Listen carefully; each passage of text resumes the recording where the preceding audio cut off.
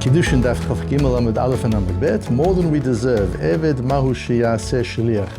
On Shabbos in the Medrash shiur, we took quite a deep dive into the idea of gratitude as an empowerer of miraculous things, what one can do with the power of gratitude in tefillah and in other areas.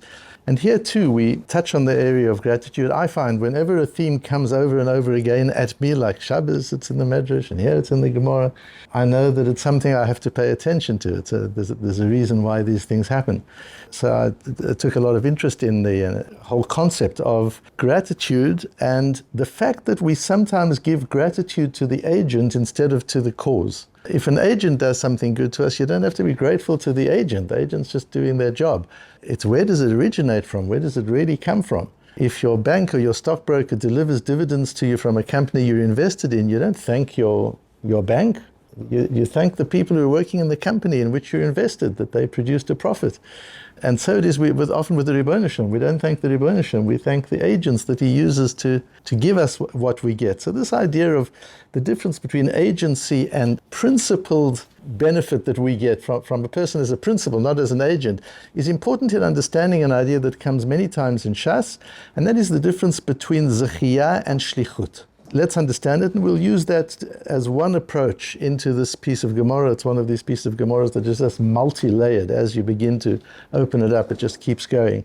But we'll just take one aspect of it. The difference between zechiyah. What is zechiyah? Zechiyah means I can benefit you. Of course, one can benefit another person. The important thing about zechiyah is I can benefit you even if you don't know about it. Not only can I benefit you even if you don't know about it, but according to certain Rishonim, the Ran brings Rishonim, certain Rishonim in our sugya, I can benefit you even if you don't want me to benefit you.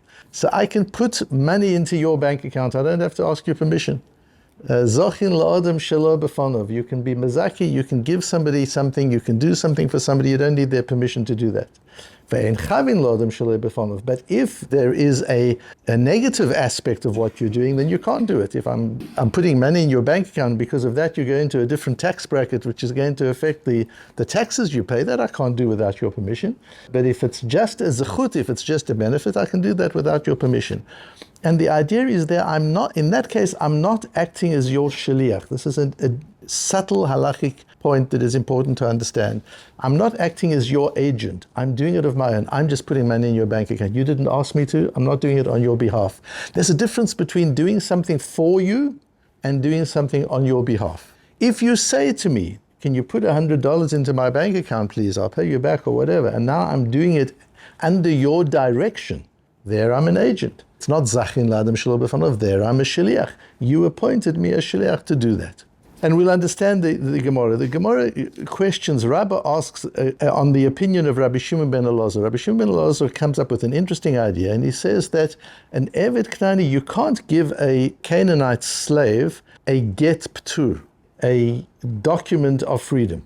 Because the din with the document is the same. We learn this from a get of an isha, of a divorce document. To make it effective, the husband has to put the document out of his territory into her territory. You can't give her a document, deliver it to her and say, come and fetch it from my house. She's not divorced until she takes the document into her own territory. That's a din with gittin. So Rabbi Shimon ben Elazar says we learn the same for a get shiur. When you give a slave a get, how are you going to give it to him, says Rabbi Shimon ben Elazar. If I give it to the slave, even if I put it into the hand, the slave is an extension of me. That means it never leaves my property. How can it ever be? If I put it in the slave's house, the slave's house is my house. The slave owns nothing. I own everything of the slave. So how do you ever give a slave a get shiur? Explains Rabbi Shimon ben Elazar, you have to do it through somebody else. You have to get a third party and say, will you accept this document, this get, on behalf of my slave? And that way, when you accept the document, it's leaving my territory, and you accepting it on behalf of the slave. What the Gemara questions is it on behalf of the slave or for the slave? Is this zechut? Is this because of zechiyah or because of shlichut? And there are differences. When Rabbi Shimon ben Elazar says you need a third party, is that third party a shliach of the slave? Or is he does it for the slave without being a messenger, without being an agent? And the issue is, can a slave appoint a shliach? Because the slave can't receive the get himself, we've just established, because it's technically impossible. And can you appoint a shliach to do something that you can't do yourself? In fact, the Gemara brings the din of Rav Huna Breder Rav Yeshua. We've had it before. Rav Huna Breder Rav Yeshua says, "Hani kahani shluchei derachmonini." You must say the kohanim who serve in the Beis Hamikdash are doing so as agents of Hashem, not as agents of the person bringing the korban. Because if the kohen who brings my sacrifice is my messenger, I'm not allowed to bring the sacrifice myself. So how can he be my agent? You can't have an agent to do something that you can't do. That's a din of agency. You can only appoint a shliach to do something that you have the power to do yourself. And then shlucho shel adam kamoto. The agent is as if I'm doing it myself. If a man says to a shliach, to an agent, go and give this divorce document to my wife, he can take the divorce document and hand it over to the wife of the sender, and it's as if the person sending it did it himself. Shlucho shel adam kamoto. That's the nature of agency. But you can only do that if you have the power yourself. You can delegate that power to an agent. But if you don't have the power, you can't. Now, we've just learned that a slave can't receive the document because it's not his territory. If he's unable to receive the document, albeit for a technical reason, how can he appoint an agent to receive it on his behalf? And Rabbi Shimon ben Elazar said, that's the way to do it. You've got to have a third party accept it. So the Gemara wants to say, clearly that person is not doing it as an agent, he's doing it as a mezakeh, as somebody who's, I'm benefiting the slave, since we hold, according to the Rabbanan, that it's good for a slave to be, it is to his advantage to be freed, which is not something that everybody agrees with, by the way, not for now. But according to the halacha, that it's of benefit to the slave to be freed. This third party accepts the get not on behalf of the slave, but for the slave. I'm doing this as a favor to the slave. He can't appoint me as an agent, and he doesn't have to appoint me as an agent because I'm doing something to his advantage. Or do we say, no, the same as a woman can appoint a shliach lekabbalah, a woman can appoint an agent to receive her get. So since get of a slave and get of a woman have certain similarities, so here too the slave can appoint a shliach to receive the get. That's what Rabbi is questioning in the whole halacha of Rabbi Shimon ben Elazar. The Ramban says from here you see that here you see the difference, that you've got to separate these two ideas out. That if you're mezakeh a person, if I'm doing something that is of benefit to you, I'm not acting as your agent. It's coming from me. And it works because you're allowed to do something of benefit to somebody else, even if they haven't appointed you an agent, even if they don't agree, and according to some, even if they don't want you to do it, you can still do it. And shlichus is different. Shlichut, you have to appoint me. Unless you appoint me to do something which you yourself could have done, but you're asking me to do it, then I'm not a shliach. So that's the difference between shlichut and zechia. And the Ramban says we see from here that it isn't, there's a difference between zechia and shlichut. For those of you learning the Gemara in detail, Tosfos brings two perushim of the Gemara. And I believe that the difference between the first and the second perush is whether zechia comes into the picture.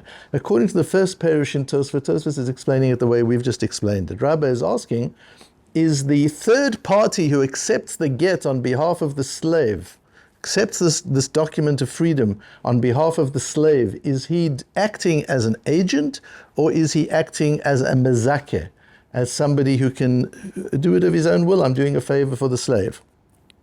And then according to the second perush in Tosfos, the issue is he acting as a shliach, or is this a gzeras hakatuv, that even though he's not a shliach and the slave can't appoint a shliach, the Torah says that it works, that a third party is allowed to accept the get, not because of zechia, but because it's a gzeras hakatuv.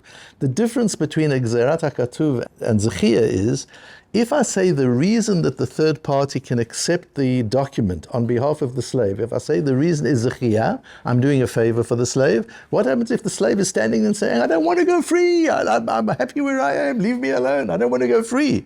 Now it's not a zechia. So most Rishonim hold in that case that wouldn't work. But according to Tosfos second Perush, it would work because it's Gzerat HaKatuv. That's the way you let a slave go. You give a document to a third party. The third party accepts it. It's not shlichut. It's not zechir. It's Gzerat HaKatuv, and that's how it works. That's just a way to understand the two Perushim in Tosfos. But the Ran brings a view that with zechir, even if he disagrees,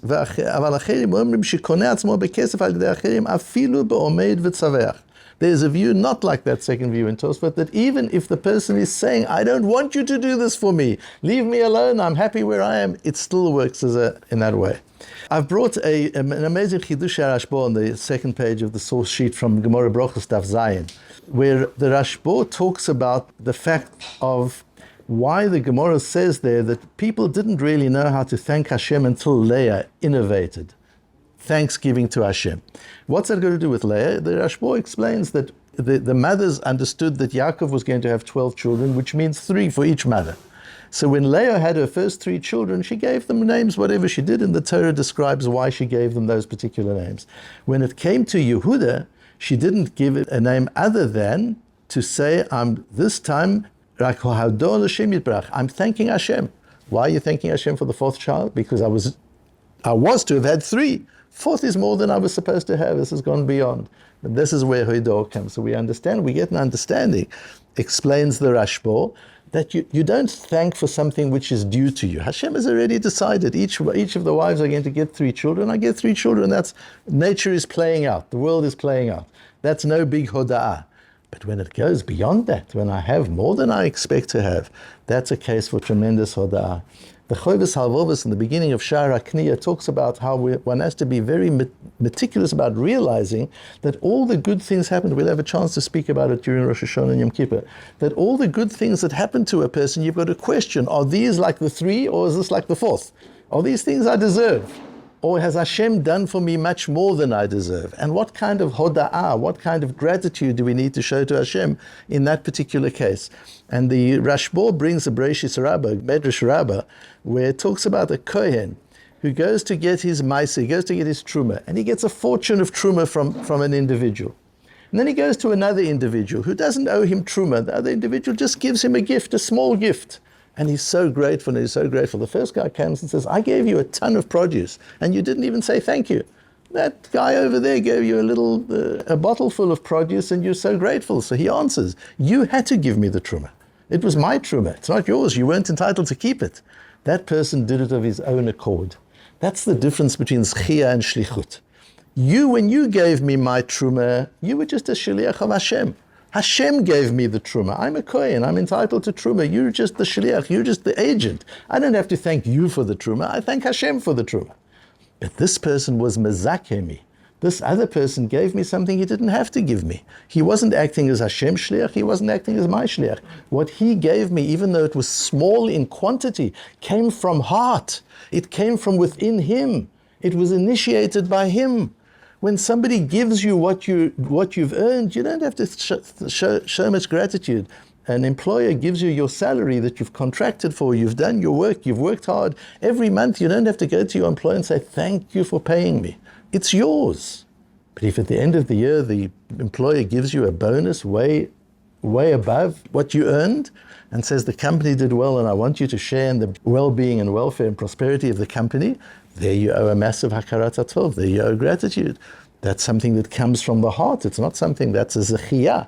One was given the zechiyah. So understanding the difference between zechiyah and shlichut is going to be an important principle in this piece of Gemara if you work through it, and in many other parts of Shas, and we'll reference it. But in addition to that, the idea of zechiyah and shlichut is an important ethical principle that we have to clarify in our minds. When something is shlichut, you don't thank the shliach, you thank the person who initiates it. But when something is zechiyah, when somebody of their own accord does something for you that you didn't even ask them for, that you're not necessarily entitled to, that you haven't earned, doesn't matter how small it is. If it comes from the heart of the other person and it's their own initiation, that's something for which we owe a great hakarat hatov, something for which we owe a great deal of gratitude.